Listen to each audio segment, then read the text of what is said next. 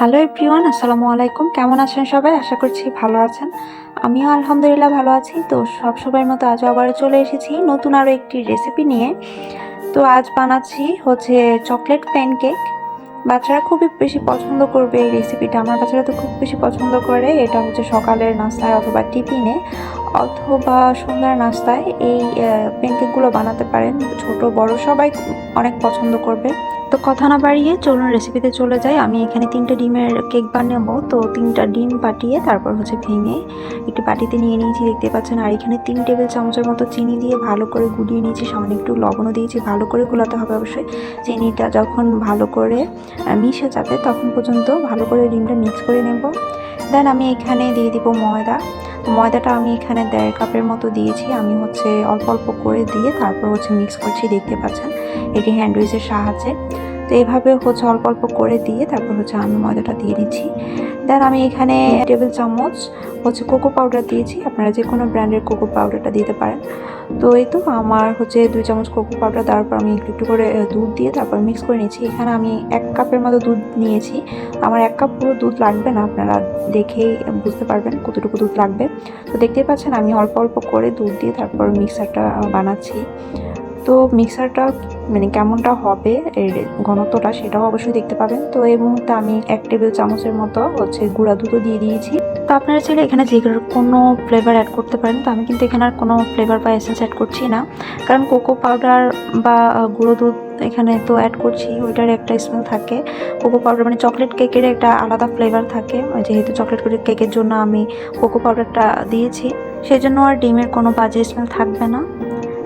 আর আমি দুধটা কিন্তু দেখিয়ে দিয়েছি, আমার হচ্ছে 1/2 কাপের মতো দুধ লেগেছে। 1/2 কাপের চেয়ে একটু বেশি লেগেছে। আমি আর যেতটুকু দুধ ছিল ওইটা হচ্ছে সরিয়ে নিয়েছি। তো এই তো আমি এখানে 2 টেবিল চামচের মতো সয়াবিন তেল দিয়ে দিয়েছি। দেন দিয়ে দিয়েছি এখানে 1 চা চামচ বেকিং পাউডার দিয়ে তারপর সব কিছু ভালো করে মিক্স করে নিয়েছি, দেখতে পাচ্ছেন। তো এই তো আমার মিক্সারটা রেডি হয়ে গিয়েছে। এবার আমি একটু প্যান বসিয়ে দিয়েছি চুলাতে প্যান বসিয়ে দেওয়ার পর সামনে একটু তেল ব্রাশ করে নিয়েছি, দেখতে পাচ্ছেন।